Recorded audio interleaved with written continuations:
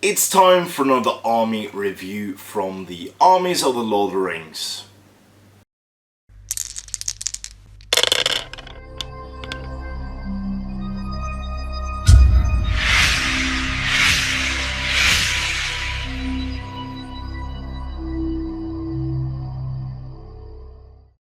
Hello and welcome to yet another video here on the YouTube channel SDF Wargaming Studio. My name is Andreas Norwegian Viking, and this, from the Armies of the Lord of the Rings for the Middle-earth strategy battle game, is my review of the Serpent Horde.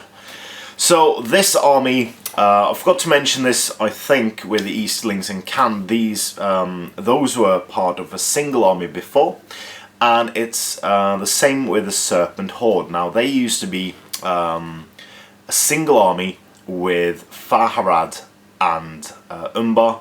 They were called Harad, then you had Harad and Umbar, so all the different Harad factions was in there, with Umbar as well. So they've split these up into the 3 different armies, and we will cover these armies one by one through the next 2 days, so including today, tomorrow, and on Friday. So the Serpent Horde is, of course, the Grand Army of Harad. So not the tribesmen that live in the far Harad area, but the main army.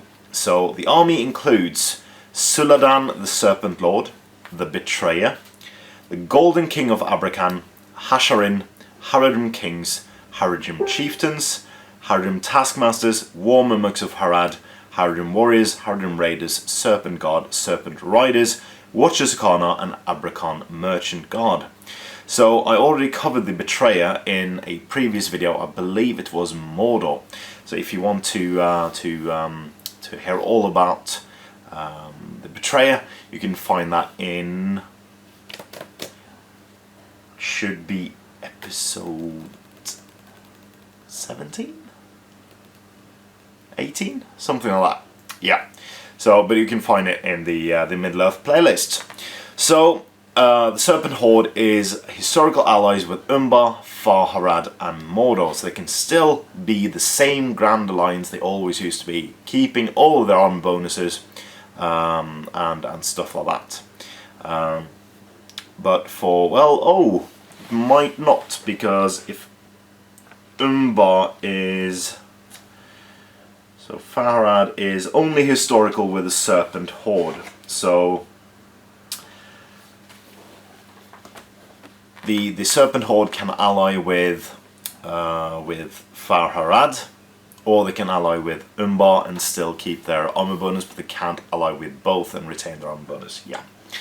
They are convenient allies with Eastlings, Isengard, Moria, and the Variags of Khand.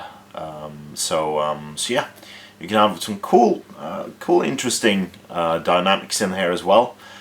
Even losing out on the armor bonus if you do ally with other stuff as well.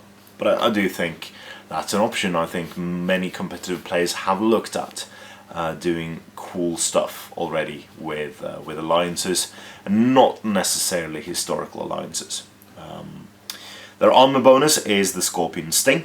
A Serpent Horde may have 50% of its warriors with bows. Additionally, all Haradrim warriors and all Haradrim raiders still may apply the poisoned weapon special to all of their weapons, so not just the bows, which is really good. I think rerolling once is something that is underappreciated, because you can probably turn a few 1s into 6s throughout the battle, so it's not unheard of. So let's get straight into it. We have the heroes of the Serpent Horde, and we start with Suladan, the Serpent Lord. He is a man, Haradrim, infantry hero, and hero of legend, so he can lead 18 warriors. The Betrayer counts as a hero of valor for this armor list, by the way. He has gone up by 2 goblins worth of points with equipment, and his stat line is unchanged. So it's still move 6, fight 5, 4+ shoot, strength 4, defense 4, 3 attacks, 3 wounds, 5 courage, 3 might, 3 will, and 1 fate. This is of course because it dies. His armor, his war gear is armor, sword, and the Serpent banner. Now the Serpent banner is interesting because previously this was he counted as a banner for all models within 3 inches, all friendly models within 3 inches.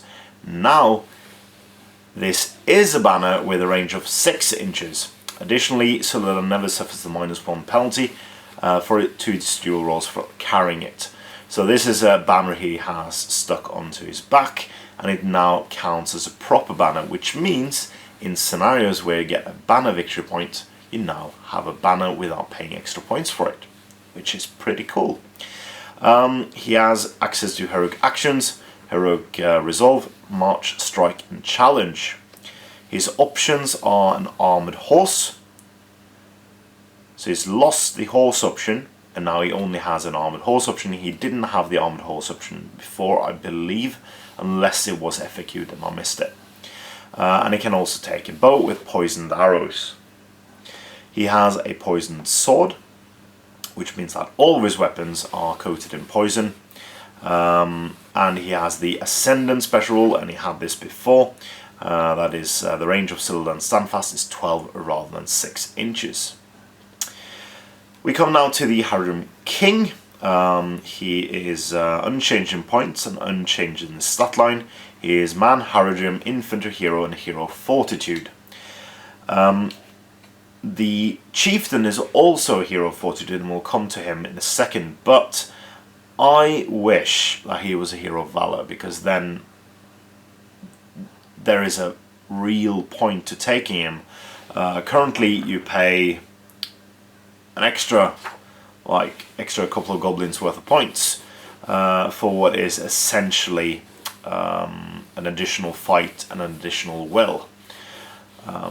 I would rather have him lead more, because kings, as Jay explained when he did his treatise on the tier system for the heroes, that heroes of legend are leaders of men, and King is also leader of men, but I would like him to see him lead more than just 12. That's my opinion. Please tell me yours in the comments below. So his stat line is, as I said, unchanged. It is move 6, fight 5, 4+ shoot, strength 4, defense 5, 2 attacks, 2 wounds, 5 courage, 2 might, 2 will, 1 fate. He might have 1 more courage as well. Yeah, he has. So it might be worth to take a king even without being a hero of valor, but I would like him to be a hero of valor because that just makes sense to me, if you know what I mean. Yeah. His heroic actions are heroic march and heroic strength. Additionally, he can take a horse, a bow with a poison arrows, and a war spear, but he's lost his normal spear option. I think that is just as well, because using you would more than not mount him on a horse, and then you would more often than not put a war spear on him, because that is better, having the lance option when you're mounted. Now we come to a very, very popular model, especially in competitive gaming, and that's the Golden King of Abrakhân. He has gone up by 3 goblins worth of points. His stat line is unchanged with move 6, fight 4, 4+ shoot, strength 4, defense 5, 4 attacks, 4 wounds, and 4 courage, with 2 might, 6 will, and 2 fate. Now, the Golden King and his bearers are represented by a single model with a combined profile shown above, and the component parts cannot be attacked or wounded separately. Once the Golden King is reduced to 0 wounds or otherwise removed as a casualty, remove the entire model from play. Treat the Golden King's control zone as being the area within 1 inch of either bearer's base. And now this I have a small problem with. Because the model itself is hard to glue. It is still available in metal, or was available in metal last, so if it is gone, I haven't checked. But if it's gone currently from the web shop and it comes back, it will probably be in metal. Now, having 2 25mm bases with a separation of roughly, I think it is half an inch roughly between the two bases. And that is just begging to be broken. And since they released this model, Games Workshop has released so many cool bases, like the diagonal bases, the round diagonal bases. And I think it is a shame that this model is not treated as a single base. And yeah, I find that to be very, very odd. Yeah, that's my opinion. And with the revamp of the edition, I feel like this is a missed opportunity to basically mount it on a single base and have it at that, because it says "I the bearer's base," so you literally can't interpret that as anything else. So most likely what I will do is I will put it on a I will make a base that is bigger, but you can clearly see the lines on the bases.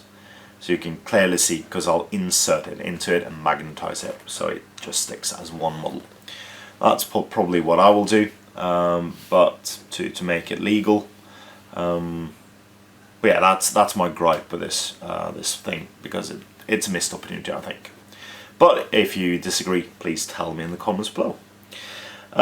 His war gear is a two-handed weapon and the Golden Throne. Now the Golden Throne is a banner, so again, as with Suladan, we have him now being a banner, not counting as a banner. And it continues, however, it does not hinder the Golden King in any way. He does not suffer the -1 penalty for it. So again, we have a non-obstructing banner, which counts as a banner.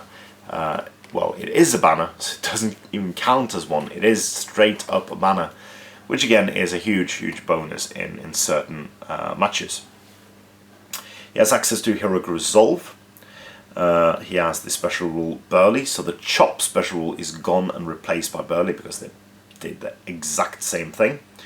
And he has the active ability Riches Beyond Renown. The Golden King may spend any number of will points whenever an enemy hero model takes a courage test within 12 inches. The target model's courage value is reduced by 1 for each point of will the Golden King spends in this way. The Golden King may even wait for the courage test to be rolled after choosing whether to expend any will points. After the Golden King has reduced the target's courage value, the target may still use might or will to alter their courage test. This is why the Golden King was a very powerful unit. Not only did it count as a banner back then, but it also made it so that you could have heroes flee the battlefield if you used enough will points for it. So I think the Golden King is, even with the points boost, I do think he's very, very competitive indeed. I think he's very good for his points. We come now to the Hasharin, or Hasharin, or yeah, whatever you like to pronounce it. I'm not sure which. There's an accent over the A, so I might be spelling it completely wrong, but who knows? Some of you might know. He's gone up by 2 goblins worth of points, or she. It's very uncertain. I want to see more female models in Middle-earth. To be fair, that's, yeah. Especially with the evil forces. I would like to see more evil females in this world. There isn't a ring wraith. If you look up Mûmak, Middle-earth role-playing game, there is a female ring wraith in there. But that's really just my thing, I think. Yeah. So unchanged in statline, well, nearly unchanged in everything is the Hasharin. Move 6, fight 5, 3+ shoot. Strength 4, defense 4, 3 attacks, 2 wounds, 4 courage, 1 might, 1 will, and 3 fate. It carries daggers, throwing daggers, and a blowpipe. It has access to heroic strike and defense. 2 very good heroic actions for this model, and the Bane of King special rule and Stalk Unseen. So basically an Elven Cloak, and re-rolling all wounds against enemy models. And it has preternatural agility, which is an active ability. That means that a Hasharin can never be trapped while still standing. So bear in mind this is an active ability, so it will not trigger if you are unable to do anything like being transfixed. The Haradrim Chieftain has gone up by a goblin worth of points. It is a man Haradrim infantry hero and hero of fortitude. I forgot to say that the Golden King was a hero of valor and the Hasharin was a hero of fortitude. I'm sorry about that. So the Haradrim Chieftain is also not changed in stat line. It is move 6, fight 4, 4+ shoot, strength 4, defense 5, 2 attacks, 2 wounds, 4 courage, 2 might, 1 will, 1 fate. It now carries armor, a war spear and a sword, so it has now the war spear option for free in its profile, which costs the same as Goblin, so the points increase is justified. It has access, as all chieftains or captains, access to Heroic March, and it's lost its normal spear option because why would you buy a spear when you can have a war spear, or it already has a war spear, and it has the option for a horse and a bow with poisoned arrows. So that's the Haradrim Chieftain. So now let's take a look at the greatest beast in the War of the Ring. So War of the Ring specific, and I'm not counting Smaug because that was pre-War of the Ring. It is the Mûmak of Harad, and this is a mighty, mighty profile. It is a Mûmak, monster, war beast, so it follows the war beast special rule. If you want to hear me talk about the war beast, go to part 2 of my rules review. And it's a hero and hero of fortitude, so it can lead 12. It has been unchanged in its points value, its core points value, but some other stuff has changed. So there is a Haradrim commander on top, and it has exactly the same profile as a Haradrim chieftain. It can do Heroic March, very, very good for a Mûmak, and it has a move of 8, fight 4, 5+ shoot, strength 9, defense 7, 3 attacks, 10 wounds and 2 courage. Now in the Horde has defense 9 and 5 wounds. A Mûmak of Harad is comprised of a chieftain and commander with armor and a war spear as the warband's captain and the Mûmak itself. A Mûmak of Harad's Horde has a capacity of 12 models, and in addition to the commander, the only models that may ride within the Horde are Haradrim warriors, Serpent Guard and Watchers of Karna. So no longer can you put half-trolls in there. And that's also because the half-trolls has been expelled from this army list. It has the gnarled hide option, which now has a reduction of 2 goblins worth of points. It can take a Mahud Beastmaster Chieftain. Now this is not the Mahud War Leader, which is an option if you look at the Forge World web page for this model, but that is freely available for everyone to look at, and I did my review on those rules earlier on this year. It has changed a bit for the new edition, but I forgot to include a printout on it in this video. But just go to the Forge World webpage and you can find the War Leader.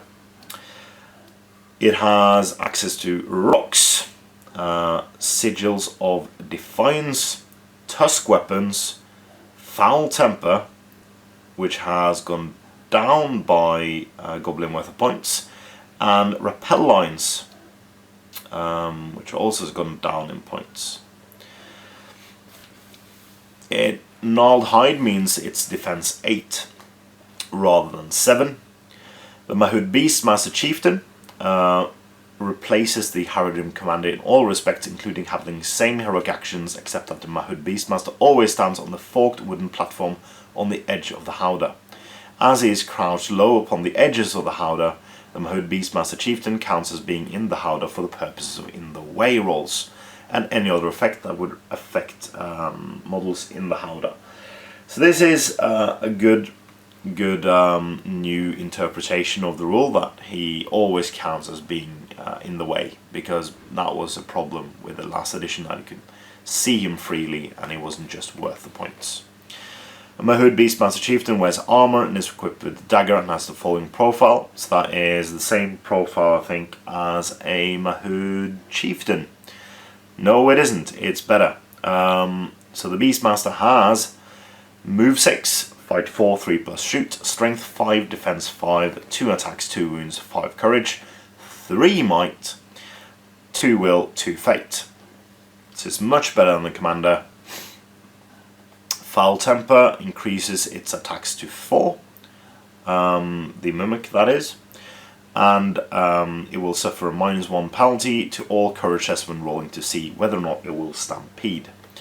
That might be key though, but if you include a Beastmaster Chieftain, it can control it. Rappel lines. Models in the Horde may attempt to dismount from the Mûmak during the move phase. After the Mûmak has moved, roll a d6 for each model that is attempting to dismount. On a 1, the rope has snapped and the unfortunate model suffers falling damage as normal, and it's quite tall, so it might be a couple of inches. On a 2+, the model has successfully dismounted. Place it in range contact with the Mûmak. Models that dismount may still charge as normal, although they may not make shooting attacks. So that's a quick way to get models into combat from the Horde. The rocks. If they do not move, models in the Horde may make shooting attacks with a range of 8 and strength of 6. That's powerful rocks. That's much larger rocks than hobbits, though. Although hobbits are not as strong as humans. Sigils of Defiance. Models in the Horde gain the resistance to magic special. Additionally, every time a model in the Horde suffers a wound, roll a d6. On a 6, the wound is ignored exactly as if a point of fate has been expended. And lastly, Tusk Weapons. Mûmak with Tusk Weapons inflict 4 strength 9 hits within trample rather than 3. It has Terror, Trample, so that's 3 strength 9 hits, and the Awesome Presence. Friendly Haradrim and Mahud models within 3 inches of this model may reroll a single d6 when making a dual roll. This is cumulative with other effects of a banner, however each d6 may only be rolled once. So pretty awesome model, and I know lots of people uses loads of Mûmaks in their battles, and yeah, I think I have to paint up mine at some point. I think I have 7 Mûmaks lying about. Haradrim Taskmaster has gone down by 2 goblins worth of points. It is Man, Haradrim Infantry and Hero of Fortitude. It has a stat line making it move 6, fight 4, 4+ shoot, strength 4, defense 5, 2 attacks, 2 wounds, 4 courage. So it's gone up by courage. And has 1 might, 1 will, 1 fate. So it's lost a point of might. It has armor, club and whip. Can do heroic march, which makes sense, and whip over the masters, and this is exactly the same change as all the other Taskmasters. Well, there's only one, it's only the Mordor Taskmaster. Each time a friendly hero model within 6 inches of the Taskmaster from the same arm list, including the Taskmaster, attempts a heroic move, heroic march, or heroic shoot, roll a d6. On a 4+, they may call the declared heroic action without expending points of might. So you now have the Warriors of the Serpent Horde. It is the Haradrim Warrior first. It is unchanged in points. It is Man, Haradrim, Infantry and Warrior. Move 6, fight 3, 4+ shoot, strength 3, defense 4, 1 attack, 1 wound and 3 courage. It has armor and dagger. It has option for a Warhorn, which has gone up in points to make it a similar amount of points as all other Warhorns. Still has the option for a banner, a bow with a poisoned arrows, and spears. The Haradrim Raiders, also unchanged in points. Man, Haradrim Cavalry and Warrior. Move 6, fight 3, 4+ shoot, strength 3, defense 4, 1 attack, 1 wound and 3 courage. It has armor, dagger and a horse. Has options for banner, war spears and bow with poisoned arrows. The Serpent Guard has received no change at all that I could see. It is Man, Haradrim, Infantry and Warrior. Stat line is move 6, fight 4, 4+ shoot, strength 3, defense 4, 1 attack, 1 wound, 3 courage. It has armor and spear and rules for Poison Spear. Haradrim Serpent Riders, sorry, also unchanged in points, no change at all as I can find. It has Man Haradrim Cavalry and Warrior. Move 6, fight 4, 4+ shoot, strength 3, defense 4, 1 attack, 1 wound and 3 courage. It has armor, war spear and horse, and poisoned war spear. Now, model that has changed a bit, and I forgot to say this, that the Haradrim warriors have lost their upgrades. And the same thing can be said about the Haradrim raiders, that they had upgrades for warriors of Abrakhân and warriors of Kana, and the raiders had raiders of Abrakhân as a special rule. Those options are now no longer in the list. But the Watchers of Kana are still in the list, and they have been unchanged in points, and they were always considered to be quite powerful. So they are now Man Haradrim Infantry and Warrior. They are move 6, fight 4, strength 3, defense 3, so they're gone down by a point. Their attack is 1, so they're going down on attack, but that might change if you listen along. 1 wound and 3 courage. They carry swords so far. A Watcher of Kana must always choose one and only one of the following: bow with poison weapon, poison arrows, or twin blades, and they're both for free. So you can either have twin blades giving you an attack of 2, or you can have bows with poison arrows, but you can't have both. And then you have resistant to magic and hatred, which is new for them, and it's hatred against spirits. And steely nerve, which is basically the same starting thing, but it's changed a bit. So Watchers Kana receive a bonus of +2 to any courage test they must make for charging an enemy model with the Terror special rule. Additionally, Watchers of Kana receive a +2 bonus to their courage when models with the Blades of the Dead special rule make strikes against it. And although from a movie perspective this is very weird, because you have the Army of the Dead just trouncing everything across the Pelennor fields, but they don't really stop when coming in contact with the Haradrim. So it might be because there are no Watchers of Kana there, or because the movie doesn't really touch on this. And lastly, we have the Abrakhân Merchant Guard. They're gone up by a point. They are Man, Haradrim, Infantry and Warrior, same profile as ever. Strength, move 6, fight 4, 4+ shoot, strength 4, defense 4, 1 attack, 1 wound and 3 courage. And they carry 2-handed swords, and they lost their chop special ability and gained burly. And burly and chop was exactly the same thing. So that concludes my investigation on the Serpent Horde list. So if you have any comments, just pop them in the comment section below. I think this is a wonderful army. I really like the look and feel of it, and you can take a bunch of stuff in here and you can ally with a bunch of armies that really make this army worthwhile, I believe. You have the awesome presence of the Mûmaks, you have very good low-cost cavalry, and you have some cool elite troops that do loads of cool stuff. So that's my take on it. What do you guys think? Please tell me in comments below, and as ever, like, share and subscribe to the channel, and please consider supporting SDF on Patreon using the link in the description below, as it is a fantastic way to support our channel. It gives us the monetary means to expand, improve and give you more cool videos each and every day of the week. So if that is at all interesting for you, you can click on the link in the description below and it'll take you to our Patreon page. But more importantly, support your hobby.